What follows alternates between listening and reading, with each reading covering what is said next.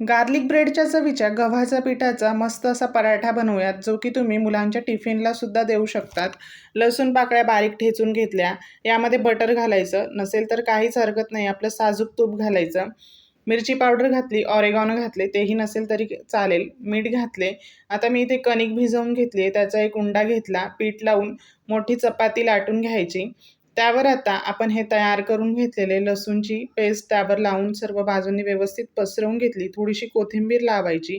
व्हिडिओमध्ये दाखवते ह्या पद्धतीने फोल्ड करत जायचे. त्यावर आता थोडेसे सुके पीठ लावायचे आणि अशा पद्धतीने गोलाकार त्याला एक राऊंड द्यायचा आणि व्यवस्थित त्याचे टोक बंद करायचे. आता पुन्हा पीठ लावून हा पराठा जाडसर लाटून घ्यायचा. खूप जास्त पातळ लाटू नका, नाहीतर त्याला लेयर्स येणार नाहीत.